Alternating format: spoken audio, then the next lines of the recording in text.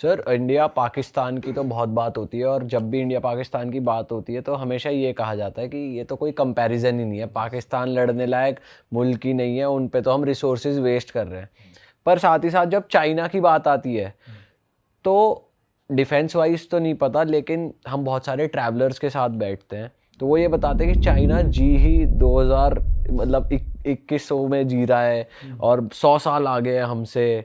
Defence wise भी ऐसी techniques वो लोग बना रहे हैं, ड्रोन्स इतने हमने सुना है ऐसा कि मस्कीटो के जितने छोटे साइज के बॉम्ब्स वो प्रिपेयर कर रहे हैं।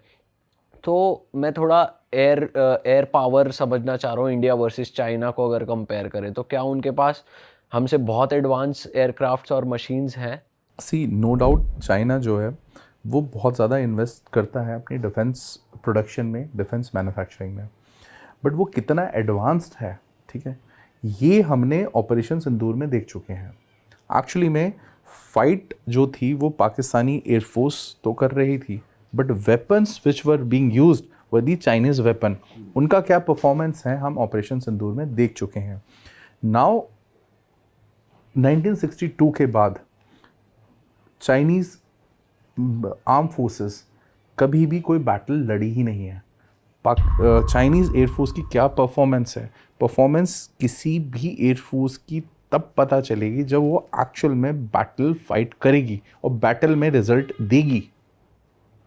वेपन्स का हाल आपने देख लिया, उसकी एयरफोर्स का हाल क्या होगा, वो तो उन्होंने कभी बैटल लड़ा ही नहीं है। 1962 में हमसे गलती ये हुई कि हमने हिंदुस्तानी एयरफोर्स को यूज़ नहीं किया, हमने सिर्फ और सिर्फ आर्मी को यूज़ किया, जिसकी वजह से हमें उस टाइम पे हार का सामना करना पड़ा। उस वक्त 1962 में हिंदुस्तानी एयरफोर्स काफ़ी एडवांस थी compare to Chinese air force. Reason being जो उस टाइम की जो टॉप लीडरशिप थी हिंदुस्तानी एयरफोर्स की, वो लीडरशिप, वो लोग थे, वो ऑफिसर्स थे जो कि सेकेंड वर्ल्ड वॉर में लड़ चुके थे, जिन्होंने बैटल देखे हुए थे। बट ये क्यों, किस वजह से ये पॉलिटिकल डिसीजन था कि हिंदुस्तानी एयरफोर्स यूज़ नहीं हुई, उसकी वजह से हमें ये जो भी फेस करना पड़ा। But at the same time 1967 में नाथुला एंड चोला में हमने चाइनीज़ को भगा भगा के मारा है। नाथुला इंसिडेंट अगर आपको पता हो तो नाथुला में उन्होंने धोखे से हिंदुस्तानी फ़ौज के 65 सोल्जर्स को सोते वक्त मार दिया था। उसके रिटालिएशन में हिंदुस्तानी फ़ौज ने उनके 400 सोल्जर्स को मारा, उन्हें वहाँ से नाथुला से भगाया, उन्हें चोला से भगाया।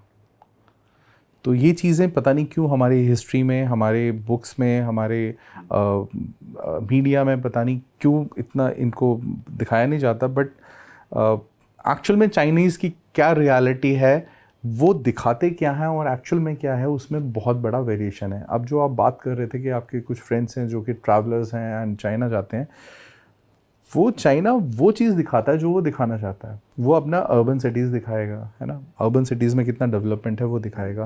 But at the same time अगर आप गूगल करें, आज आप गूगल करना, जो उनके जो देहात एरियाज़ हैं, रूरल एरियाज़ हैं, वहाँ पे सड़कें नहीं हैं, वहाँ पे लाइटें नहीं हैं। हमारा आज की डेट में शायद ही ऐसा दूर दराज का भी कोई गांव होगा जहाँ पे सड़क ना हो, जहाँ पे बिजली ना हो, जहाँ पे इंटरनेट कनेक्शंस ना हो। तो वहाँ की जो रूरल एरियाज़ की जो हालत है वो बहुत ही बदतर है। एंड बहुत सारी चीज़ें वहाँ की मीडिया में बाहर आ नहीं पाती बिकॉज वहाँ पे एक ही पार्टी का रोल है। शी जिनपिंग जो कि प्रेजेंट में जो प्रेसिडेंट हैं चाइना के, उन्होंने लास्ट के 5 से 6 साल में 90 जनरल्स को एग्जीक्यूट करवा दिया है। चाइना इस फौज के 90 जनरल्स को एग्जीक्यूट करा दिया है, जो कि उनके अगेंस्ट, उनको लगता था कि ये मेरे अगेंस्ट खड़े हो सकते हैं। तो चाइनीज़ फौज में बहुत अनरेस्ट है अगेंस्ट दी गवर्नमेंट। ये तो अपने ही नहीं हो पा रहे। ये चीज़ें बाहर नहीं आ पाती हैं।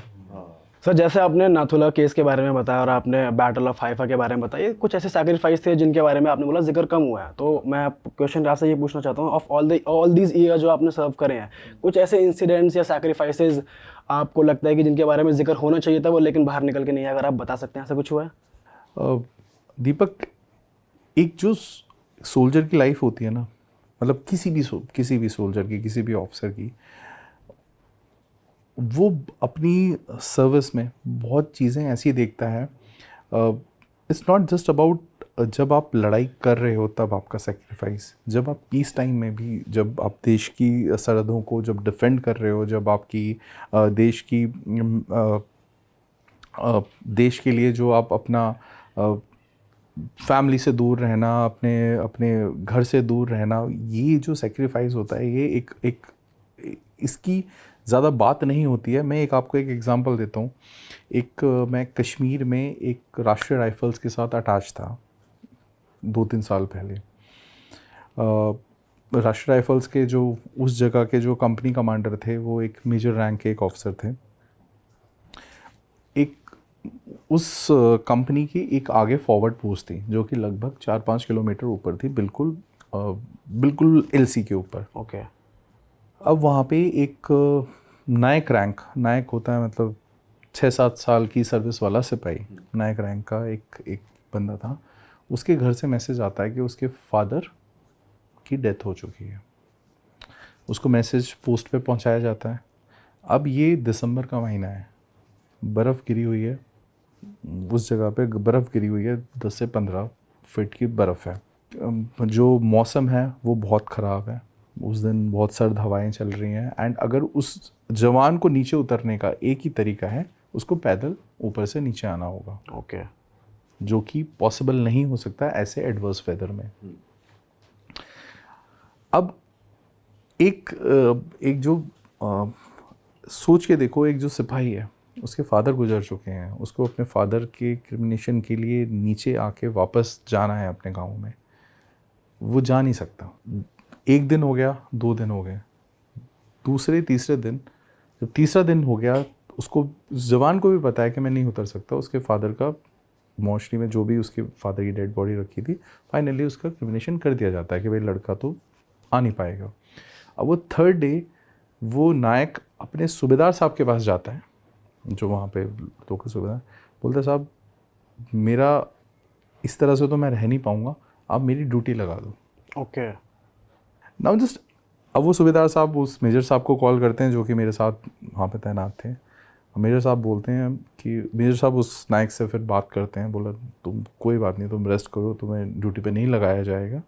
मतलब वो, अब सोच के देखो उस नायक का मानसिक, उस टाइम पे क्या मानसिकता होगी उसकी। करेक्ट।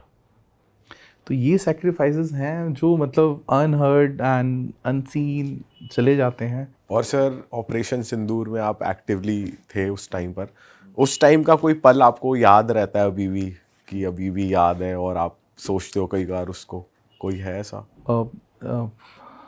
इसमें ना पीयूष, जो 24 तारीख को जो ये हरकत हुई, इसमें एक हमारे कॉपल भी था जो कि वहाँ पे अपनी, उस कॉपल की पोस्टिंग आ चुकी थी श्रीनगर से, वो हाशिमारा पोस्टिंग पे जाने वाला था।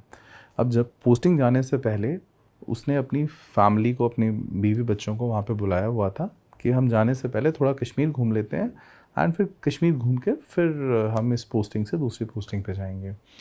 उस दिन जो ये इंसिडेंट हुआ, उस कॉपल की जब बॉडी उस एयरफोर्स स्टेशन श्रीनगर में आई नेक्स्ट डे, तो वो पल मैं, मतलब मेरी आंखों से निकल नहीं सकता। उसके जो माँ बाप थे वो किसी दूर दराज के गांव से ताल्लुक़ रखते थे, असम, वो बेसिकली असम से था। उसके माँ बाप आए, उसकी बहन आई, और वो, उनका ये कहना था कि हम फर्स्ट टाइम हम किसी एयरफोर्स स्टेशन के अंदर आए हैं, एंड जिस दिन वो एयरफोर्स स्टेशन के अंदर आए हैं, वो लेने के आए अपने बेटे की डेड बॉडी। तो ये कुछ चीज़ें होती हैं जो कि जो कि मतलब आपको अंदर से बिल्कुल इमोशनल करके रख देती हैं, एंड जिन चीज़ों को मतलब बयां नहीं किया जा सकता। सर आप हर सिचुएशन के लिए तैयार रहते हो। एक तरफ जब आप इतने इमोशनल मोमेंट देख लो, अपने साथ वाले की डेड बॉडी आप देख रहे हो, तो रिवेंज कभी कभार पर्सनल भी हो जाता है। और वो पर्सनल चीज़ आप में आकर आप गलत डिसीजन ना ले लो, इसके लिए आप बहुत ट्रेंड होते हो। तो मैं थोड़ी ट्रेनिंग समझना चाहता हूँ कि कितनी इंटेंस, किस लेवल की ट्रेनिंग होती है आपकी, और ट्रेनिंग के टाइम जो आप फ्लाई कर रहे हो, क्या वो असली आपका फ्लाइंग मशीन होती है या वो डिफरेंट पे प्रैक्टिस होती है और डिफरेंट आप एक्चुअली फ्लाई करते हो? कैसे होता है एयरफोर्स की ट्रेनिंग, थोड़ी बताओ। सी एयरफोर्स और बाकी दोनों सर्विसेज की जो ट्रेनिंग है वो दुनिया की सबसे बेहतरीन ट्रेनिंग है। जब आप एक्चुअल में equipment, it's not just about flying equipment, कोई भी इक्विपमेंट पे जब आप ट्रेन होते हो, उससे पहले आपके जो ग्राउंड सब्जेक्ट्स हैं उनको बहुत ही ज़्यादा स्ट्रॉन्ग किया जाता है। आपके जो जो बेसिक्स हैं उनको बिल्कुल क्लियर किया जाता है। उसमें क्या क्या चीज़ें आती है सर? उसमें आती है उस इक्विपमेंट से रिलेटेड कुछ भी चीज़ है, वो थ्योरी होती वो है सारी? थ्योरी का पार्ट होगा।